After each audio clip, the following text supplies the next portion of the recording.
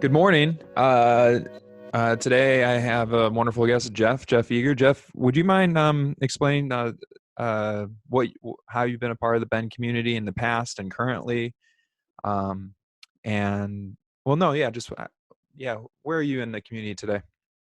Yeah, sure. So I'm a business lawyer. I do some political consulting. I've been back in Bend since 2004. I actually kind of grew up here. I went to high school, Mountain View High School, uh, went away to school and whatnot. Worked on Capitol Hill for a few years in between undergrad and law school for Greg Walden, who's our departing congressman. Um, served on the Bend City Council and was mayor for a couple of years during the last economic meltdown. And I've kind of I work in a combination of law and politics and writing and stuff like that. Okay. Um, and so how have you seen Bend change over the years? Well, it's changed a lot. When I graduated from high school, and this is going to date me, in 1993, the official population was, I think, 25,000 or so. Obviously, much larger, almost 4 times as large population-wise now compared to then. There wasn't a lot downtown at that point. Obviously, Bend was still largely a wood products industry town at that point. It no longer is. And so it's changed dramatically. I mean, the politics have changed dramatically. Everything has changed for the most part. So a lot more people, a lot more opportunity now than there was. In 93, there wasn't, if you were to try to get me to stick around at that point, there wasn't a lot to do professionally here. Mm-hmm. And there's more now. So I think most of the changes are for the better, but the town sure looks a lot different now than it did. Sure. And what's your take on what's going on currently? I mean, it's May 13th right now. We're still on a lockdown here in Bend, and what do you think is going to happen, and how do you take on what's happened already? Yeah, so obviously we've been on a state mandated lockdown for what, I don't know, almost 2 months now, at least 6 weeks now. Yeah. And the unemployment rate here is at least 12.4%, whereas it was at 4% before the lockdown. Deschutes County in the first 7 weeks or 6 weeks of the lockdown had more unemployment claims per size of workforce than any other metropolitan county in Oregon. Wow. So we've been hit hard by the lockdown, arguably. What do you think that is? Why do you think we've had more unemployment than? I think that tourism plays a large role in it. I'd agree. So tourism, restaurants, etc. Those industries were and are almost completely shut down now. Mhm. So you've got a ton of layoffs in those industries, and that probably is why we've seen a worse impact here than elsewhere, I would guess. Yeah. People say that like, oh, we won't be hit as bad like in the future recession. This was before this happened, just because of how much diversification and business there's been. And I would agree with that to a point, but this town and the county is still very much tourism based. I mean, you have people that come from Mount Bachelor. I mean, I can't even count on two hands and feet how many festivals that we have that bring in people by the droves, how many races we have that are like world known, like PPP, which has been canceled, all the concerts that go on that bring people from all over the state and region. And that's all just over. Yep. So yeah. It's hit us hard, and we're not nearly out of the woods yet, obviously. So the county, as we were talking on Wednesday the 13th right now, Deschutes County has submitted an application to begin partial reopening. We don't know the outcome of that yet. The governor and her staff will review that application along with the applications of 31 of the 36 counties in Oregon to begin phase one of reopening, and that may occur as early as this Friday. So as we talk right now, we don't know what the outcome of that's going to be, but I think the people I talk to in the community are hopeful that that first tentative step can be taken on Friday. Yeah. Well, Jeff, what if I were to say, yeah, but everybody needs to stay home because it's for the good of humanity, and more, and tons of people are going to die and everything if we reopen, and you can't be risking lives like that. Yeah, and that's what some people say, and so there is risk, right? There's risk with everything. There was risk associated with the shutdown to begin with, and there's risk associated with reopening. Um, Now, I would say that the other states that have been more aggressive about reopening, like Texas, Florida, Georgia, for example, Colorado, um, you're not seeing a big increase in cases, and they're already well past where we are in terms of the reopening process. So I think that the data doesn't necessarily mean that if you reopen, that you are going to have an increase in deaths. Also, one of the initial, and I think the primary initial purpose of the shutdown was to quote unquote flatten the curve so that we maintain adequate hospital capacity to withstand a surge in COVID cases, so that we aren't causing unnecessary deaths because we don't have the healthcare capacity to deal with them. We have all kinds of healthcare capacity now. Yeah. Our hospitals are largely empty. St. Charles says it has adequate capacity, adequate PPE to accommodate the county reopening in phase one. So I think the county's done its homework in terms of ensuring that it's a safe thing as far as they can. And if we don't, we can't just stay shut down, right? No. I mean, we've got to push the envelope just a little bit. And I don't think what the county's proposed is extreme or unnecessarily dangerous. Yeah, well, you make your decisions based on like data, and so I, made my decision to shut down my office and for us all work remotely. I believe it was 5 days before it was mandated, and that was government not telling me. And there was many other businesses that did the same. They didn't have to tell me. I was just like looking at the data that I was seeing in Italy, and I was like, okay, this could easily hit here, and things get overrun. And then as time goes on, I'm able to change my opinion based on new data coming in, of it just showing that to put it bluntly, it's just not as serious as we thought it would be. And there would be people would be like, oh, look at New York. I'm like, yes, there is certain cases, but especially for a county as in shape and as healthy as we are, it's very comparable to Sweden's health. And the media and like Vox and a few other mainstreams were saying that by May 1st, Sweden, based on their non-lockdown stance, was going to have 40,000 deaths. Well, they had 2,600 deaths. So that's a factor of 5% of what the doom and gloom was supposed to be. And the thing is that I have friends in Sweden, and they're telling me that, like, yeah, just because there's no government telling us we have to lock down doesn't mean that people aren't taking precautions. Just like I was taking precautions, and just like you have been. And if all of a sudden Governor Brown were to tell us tomorrow or today that we can open up and everybody go back to normal, how many people do you think are actually just going to be like, oh, okay, well, if Governor Brown says it, then everything's good? No, people are going to wear masks. They're going to take precautions, even if you say the coast is clear, because we're educated.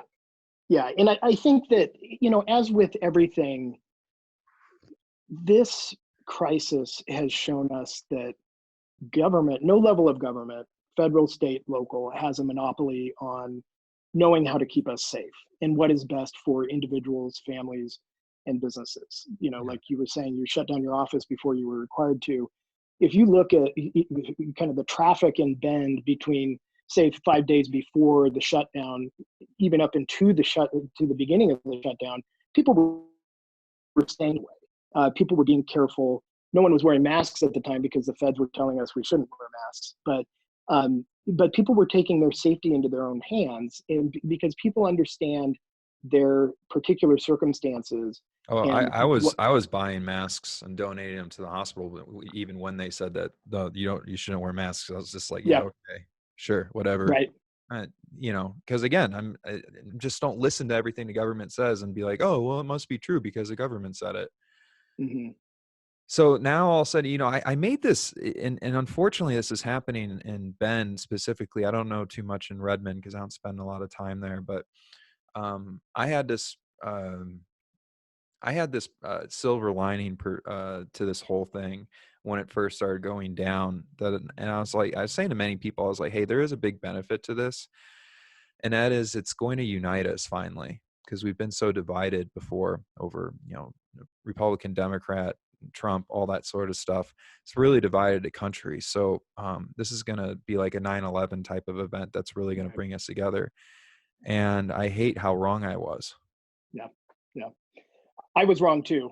So I write this email newsletter every week, and when this all first kind of started coming to a head, I wrote in that email that this is something like this is the most unusual creature in 21st century U.S. politics, in that it is nonpartisan. It's a threat that we all probably are going to rally around and try to defeat it, similar to 9/11.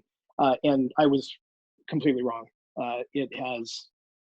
People have sorted themselves into the same partisan buckets, and it's really looks like all the other debates politically that we've had for years. Yeah, and now people like you and I were been labeled as like anti-life. Sorry, I think it just froze.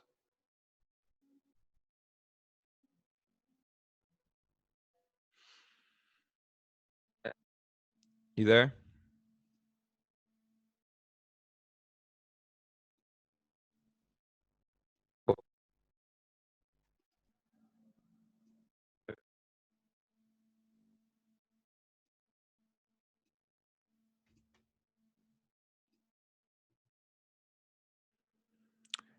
Hey, I Bud, guess. you cut out there, so I didn't hear that last question.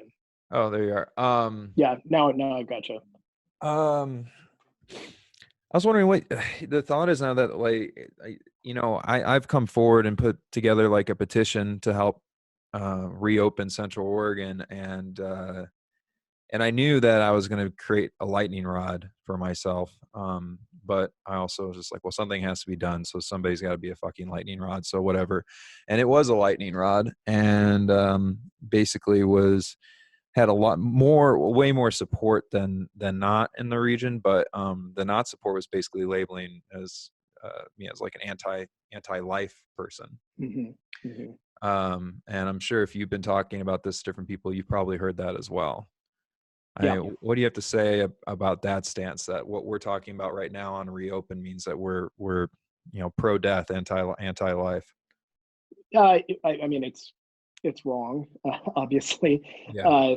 I think it's wrong, and it's a unfortunate reflexive response, and I don't think it's realistic. I don't think it's realistic for us to keep everything shut down indefinitely. Mm-hmm. I mean, LA County may be shut down until August, or at least they think they will. I wonder what compliance is going to be like as we get into summer down there. But it's not helpful. And similarly, I would say that it's not on the other side of the debate. It's not accurate to say that the governor and other governors didn't have a basis upon which to make the original shutdown decision, right? Why is that? They didn't do it just because they want to control our lives. Mm-hmm. They did it because they thought there was a public health problem that needed Right. to be addressed. And with the data and information they had in front of them at the time, it was reasonable to take some steps to shut down. And I Um, supported it too when it happened. yep. Like for full transparency, I was going like, yes, Governor Brown, this is what needs to happen.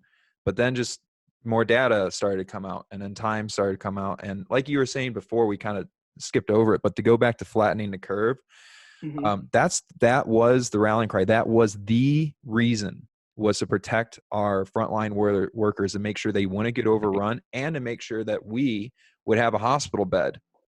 And the thing is, I think between the two extremes of kind of the one side saying if you want to open at all, you're killing grandma, and the Mm-hmm. other side saying this has all just been an exercise in uh, tyrannical government from the get-go. In the middle is most people, right? They, Yeah. they realize that, yeah, we need to take precautions.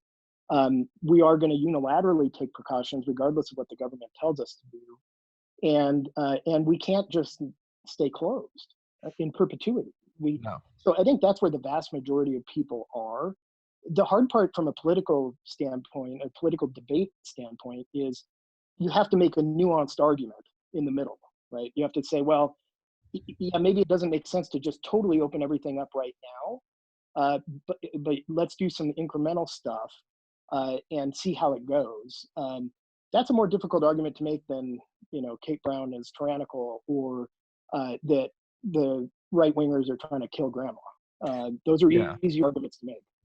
Yeah. So if you basically have the reason we all did this was to flatten the curve, to make it so there's hospital beds, and then on April 21st, St. Charles released their last COVID patient.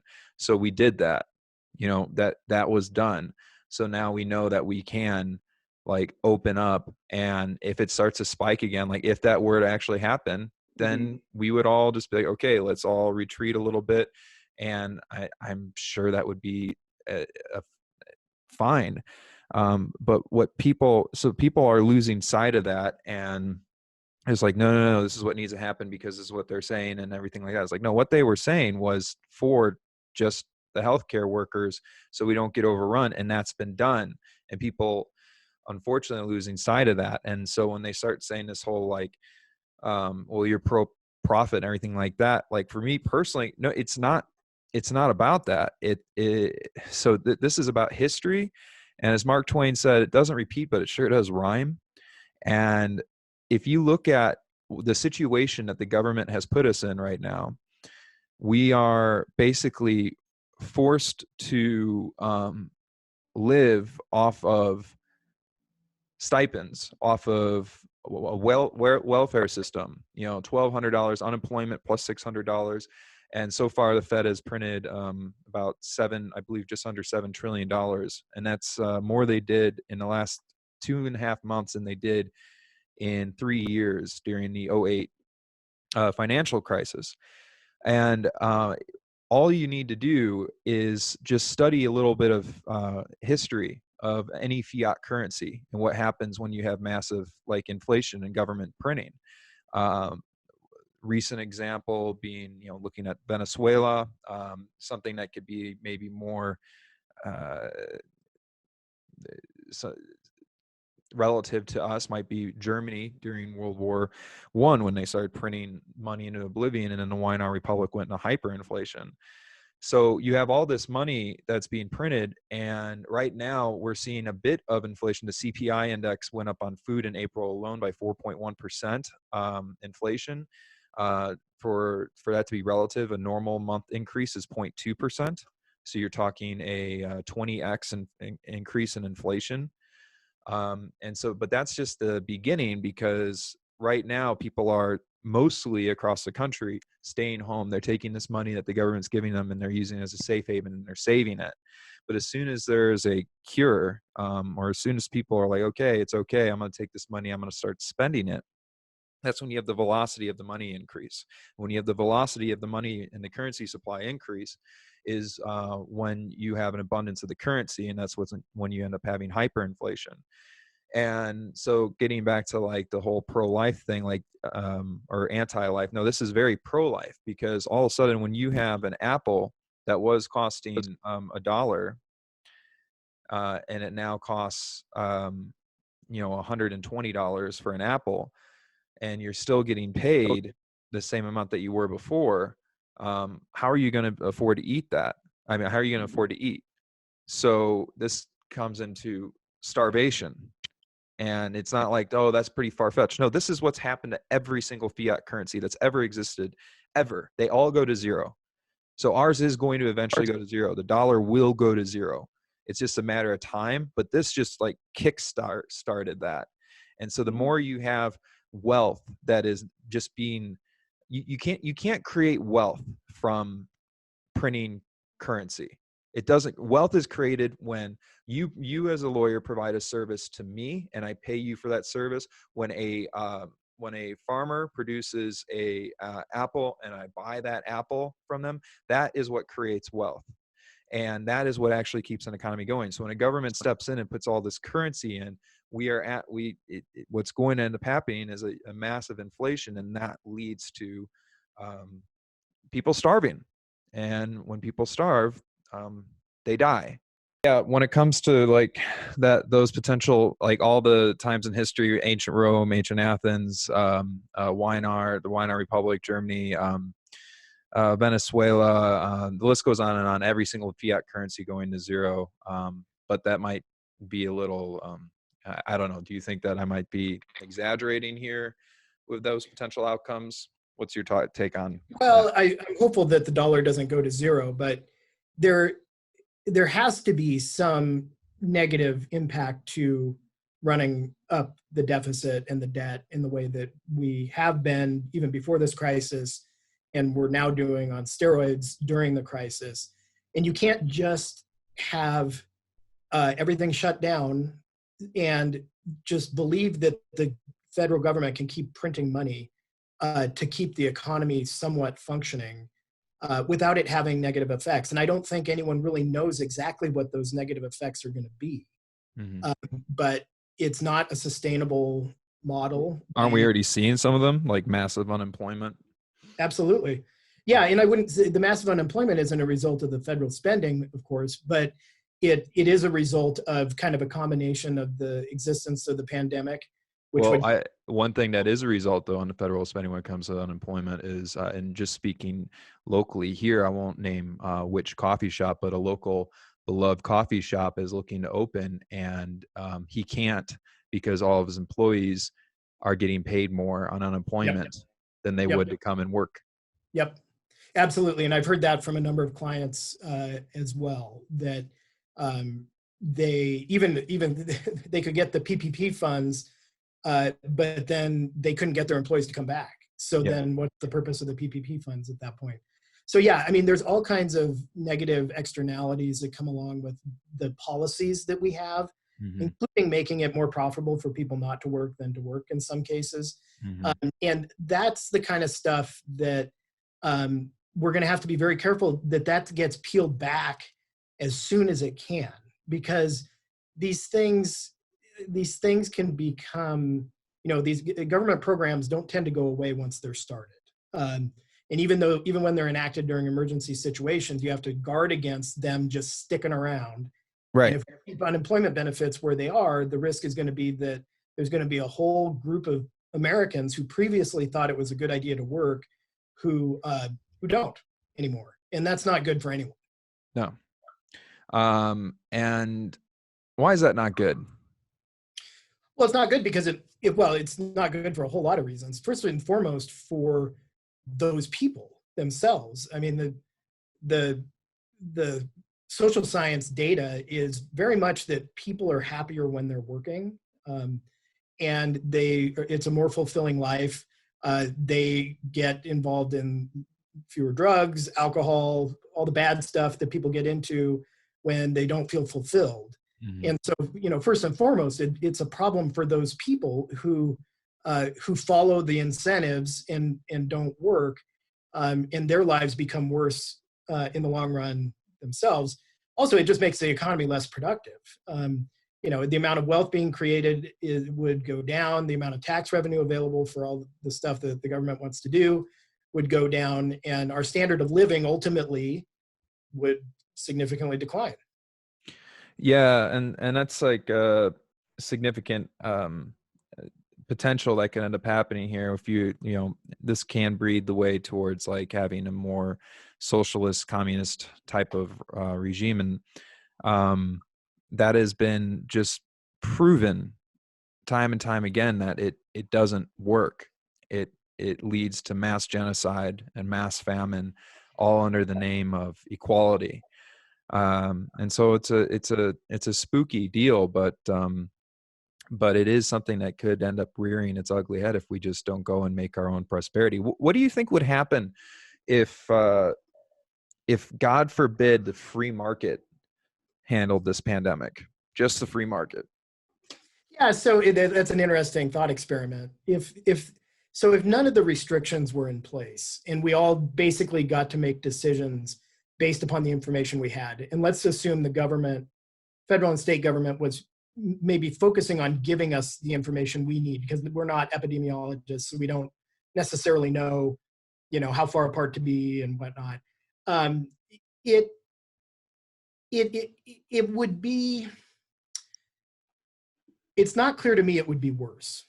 Let's put it that way. And in some respects, it would be better. Now, again, you and I both agree that there was a rationale early on, when we didn't know the scope of this thing, to put some extreme measures in place to make sure that the worst case scenario doesn't come about. And I think it's time, well past time, to start moving toward a situation where the free market and individuals can make decisions about in their own best interest in most cases. And that's going to lead us out of this thing in a more organic and more effective way than kind of the government's slow plodding process, where they're using incomplete information too, right? Yeah. And they've made mistakes too. But their mistakes are amplified throughout society because they get to boss us around.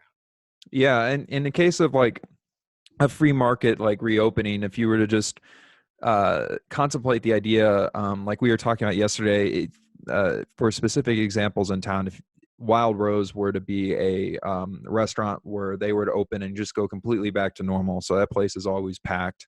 Yep. And so you have it packed, and there's like, doesn't matter. And so you have people coming in, standing over each other, trying to wait in line. No lines marked down outside as far as like a 6 feet apart type thing. Just same as it was.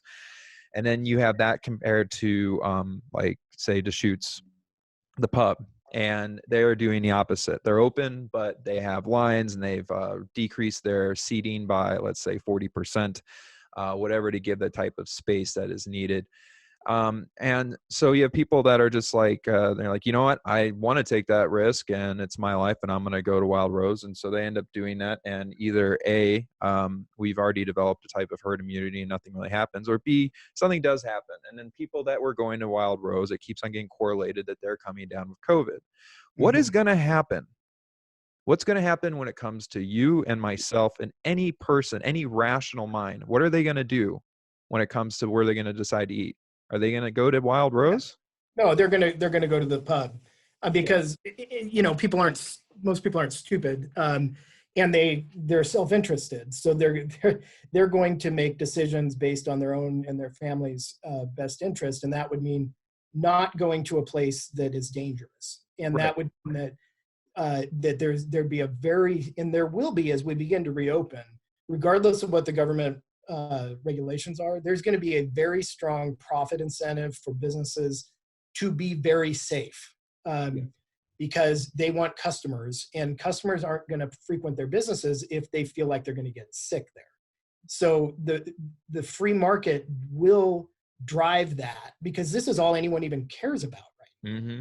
Is first and foremost in almost everyone's mind right now. So when they're making decisions about whether to go out to eat or go to a grocery store or do anything, they're going to be thinking first and foremost, I think, about COVID and how they can interact with the economy in a safe way.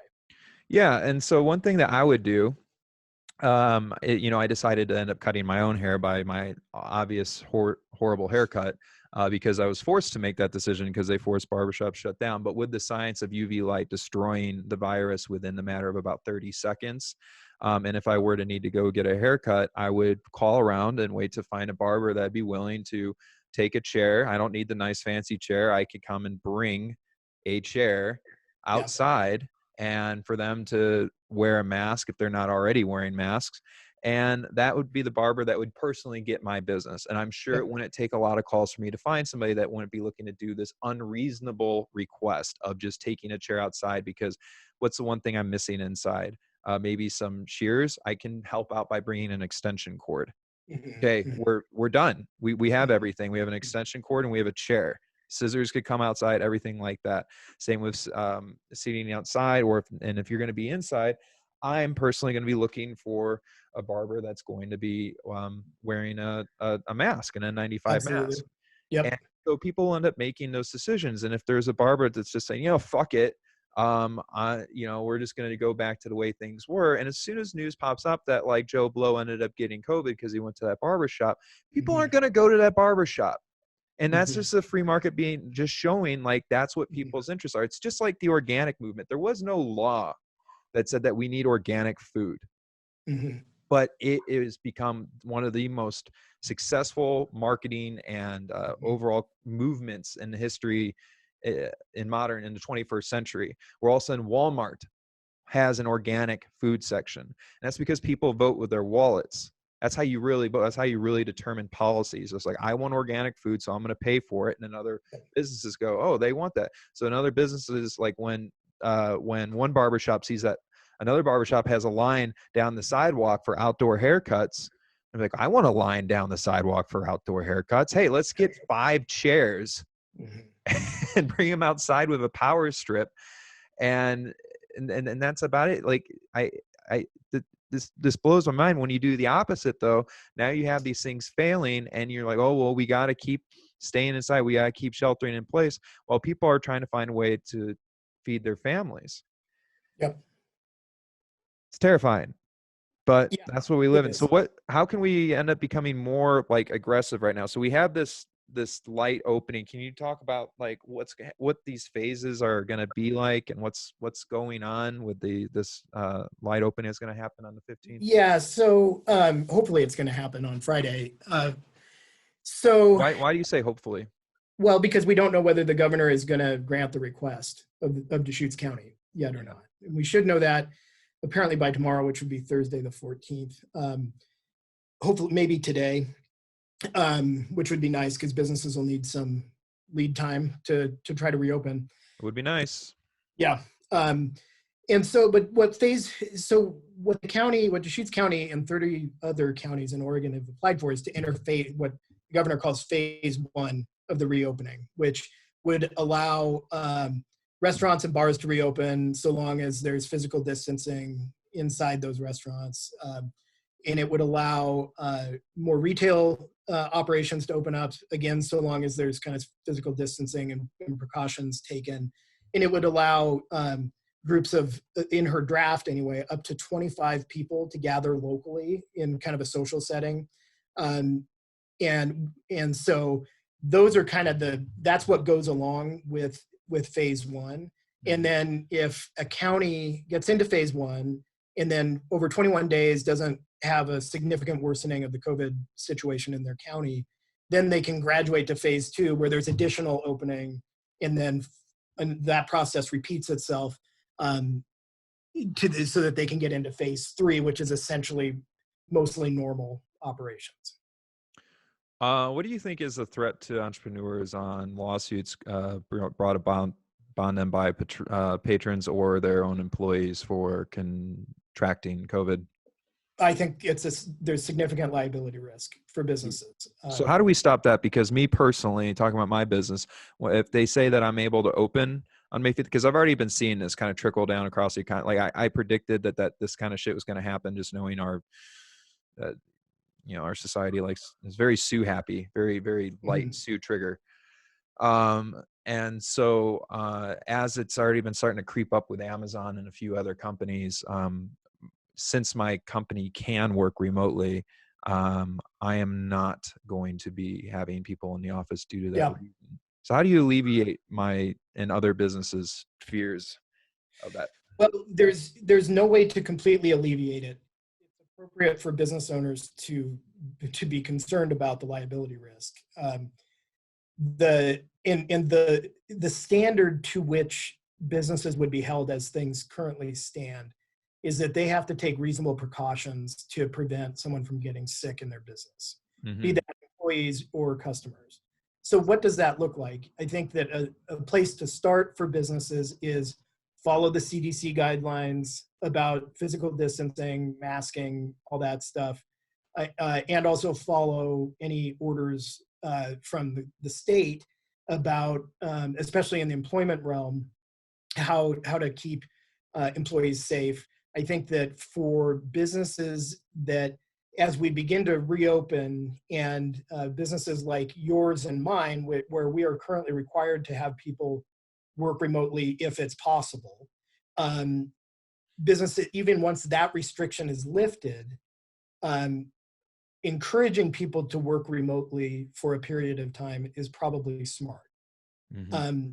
The thing to remember is anyone can sue anyone over anything. And the important thing for businesses to do is to take all reasonable precautions they can in order to avoid having someone get sick. So if you do, that's still worrisome, because if it still ends up happening, the one big problem, like even if you were to win the suit, the problem is there's still a suit, and the amount Yep. of time and stress and anxiety Right. that just getting one of those letters creates for a business owner Yep. is probably one of the highest things I can think of. Yep. So I personally don't want to have anything to do with that. Yeah. I was wondering, have you ever heard of businesses being sued over people contracting the flu? I haven't. I haven't. And maybe it's happened, but I haven't. I haven't seen that personally. Yeah. But there's no reason why it couldn't. I think that what you see is, especially in like employment litigation, there are trends, right? And again, because COVID is first and foremost in everyone's mind right now, there people are going to be people who get sick, employees who get sick. I think at least it'll go through their minds: did I get sick at work? And if so, do I have a claim? And as things currently stand, there are probably plenty of lawyers who would take a claim like that, Yeah. especially if the person gets real sick and incurs some significant damages. So there are going to, I mean, there's just going to be claims. Now, one thing that businesses should do is to kind of forestall that, and because they can't prevent a lawsuit totally, is to see if they get as much insurance as they can, right? So I'm urging my clients to call their insurance agent and say, listen, if I have an employee or a customer who gets COVID in my shop, am I insured? And Mm-hmm. the insurance agent may say yes, the insurance agent may say no, but you can buy this additional product. For example, like an employment practices policy, which comes along with some general business policies, but not all. Those are a pretty good idea for any business that has a significant number of employees anyway. But that's one that I think, as businesses are starting to reopen, especially restaurants, that is one that I would take a really hard look at and see if you can purchase a policy that would cover an employee contracting COVID at your place and suing you. Because those, as you said, getting a demand letter, or God forbid a suit from an employee, is extremely stressful for a business owner. It's also extremely expensive.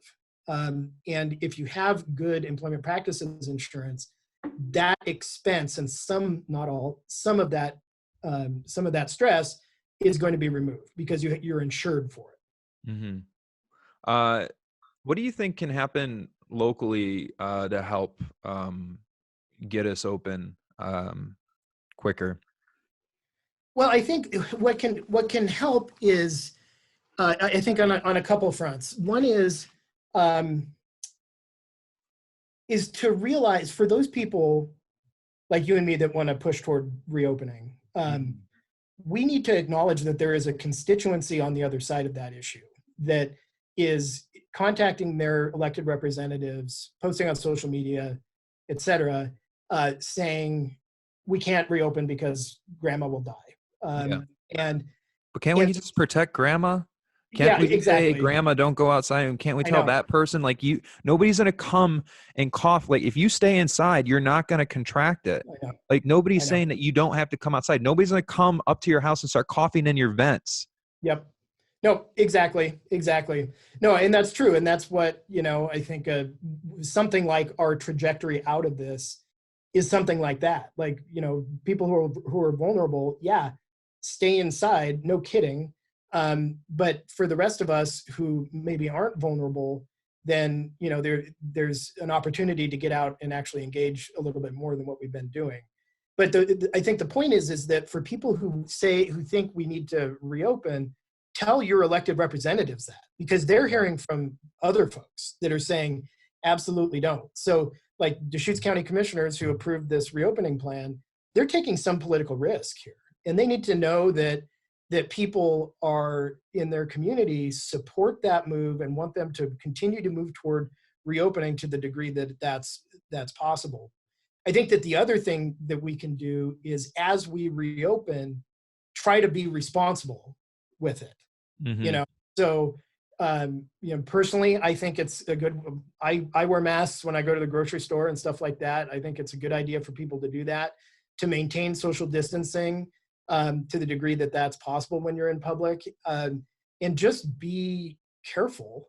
And that's for two reasons. One is then you don't get these pictures that go out in media where they make it look like, oh my gosh, these people are being totally irresponsible. We need to close it back down. And we saw some of that at the beach here in Oregon right before the governor shut everything down. That was one of the reasons why she said she shut everything down. Yeah.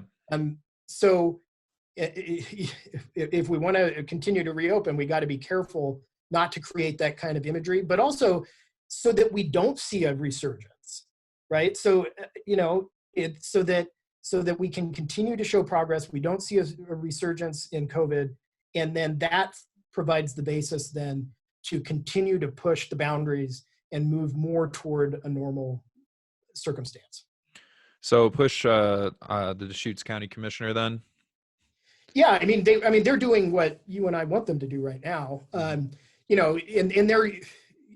So they should hear from people who think that's a good idea, because they're hearing from people who think it's a bad idea. I think that contacting your state representative or state senator is also a good idea. Now, the decision isn't in their hands; it's ultimately in the governor's hands. But they can reach out to the governor to urge her to move toward reopening. Like Representative Jack Zika, who represents part of Deschutes County, including part of Bend, he sent a letter yesterday to the governor saying, "Hey, I think Deschutes County's plan is pretty good. Would you please approve it?"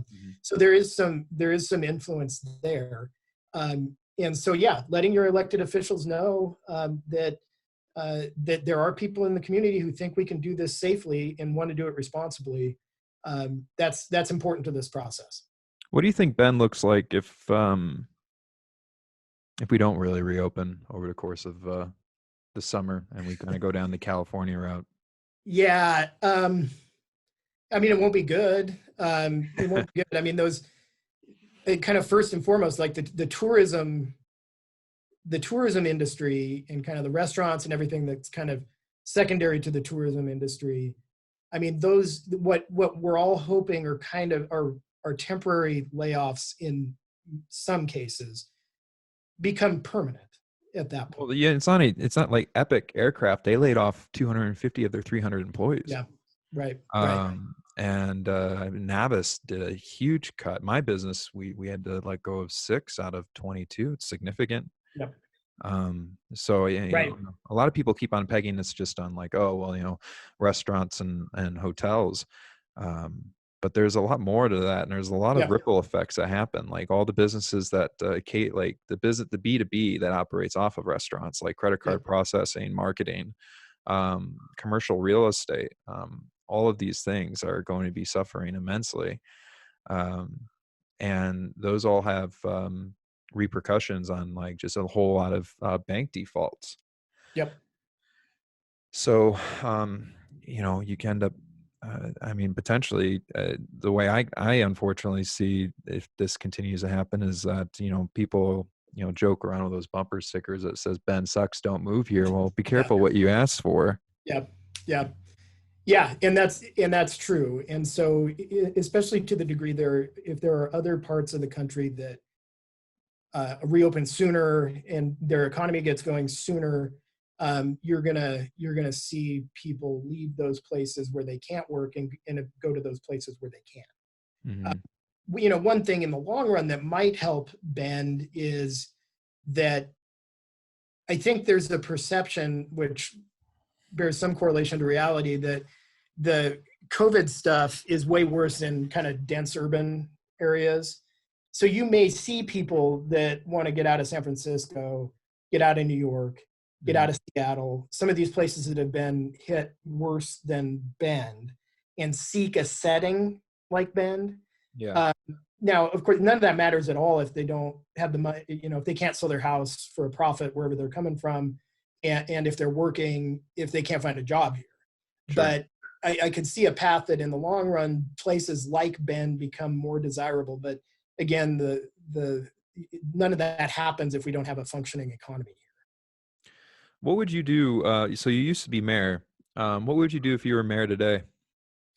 So what I would be doing today, the the order that is relevant here is the governor's order. So the city of Bend can't overturn that unilaterally. What I would be doing is first of all, I'd be sending her a letter saying I support Deschutes County's plan to reopen, because we got to get that approved as a first step. And I'd be talking about it in city council meetings, getting other councilors to support that effort, contacting our state representatives and state senator to ask them to help, and to try to be a voice for where we really stand right now. And in the public health situation, which is not dire here in Bend right now, thankfully, in that it is safe to begin to reopen, and trying to guide public opinion somewhat in that way, and just be straight up with people about what the risks are and why it's important to begin to reopen. Well, eh, would would you have any fears of just the backlash of what you'd be Sure. getting for doing that? Sure, sure. Yeah. Absolutely. And again, what I'm not saying is let's just reopen everything right now. I'm saying, initially, kind of let's take this step by step. And the opportunity we have in front of us right now is the approval of the county's plan to enter phase one. And yeah, is there some risk there? Is there some risk that they reopen, the county partially reopens, and then we see a spike in COVID, and then everyone who supported the reopening looks bad? Yeah, there's that risk. I don't think that's what's going to happen, but there is that risk, and there are people in the community who don't think we should reopen. But that's what leaders are supposed to do, right? Is they have to make the tough decisions and weigh the risks and say, I think this is the best path forward, and this is why we should do this, and this is what I'm going to do to help. Yeah, I hear you. Well, Jeff, this has been great. Do you know where people can end up getting in contact with you, finding you online? Yeah, so they can my website for the law firm is eagerlawpc.com. And if they're interested, they can go. That email newsletter I mentioned at the beginning that a lot of people like around town is called the Bend Business Roundup, and it's got politics and law and business stuff in it. I've been talking lately a lot about COVID, as you might imagine. And they can sign up for that at eagerlawpc.com/roundup, all one word, roundup, and sign up. And I don't try to sell them anything on that. They just get their weekly email with my musings. So it's a weekly newsletter of Yep. basically the Bend business climate. Yeah, Bend business climate, and to the degree that's related to politics, and quite a bit of politics and legal stuff too. So I've been talking about a lot of kind of the advice that I'm giving clients about reaching out to their insurance agents and kind of taking precautionary steps. So it's just kind of I think that most people who own a business in Bend, and even outside of Bend, would benefit from it. People tell me they like it. Great. Well, and then also for those of you that are looking to have a voice, not saying that you endorse this, Jeff, but I'll put in the show notes as well the petition to reopen Central Oregon, and along with the link to your newsletter. And yeah, it's been fascinating and a very great conversation. Hopefully, eye-opening to some people on why did we reopen. And I appreciate you coming on, Jeff. Thank you. Thanks, bud. Thanks for having me.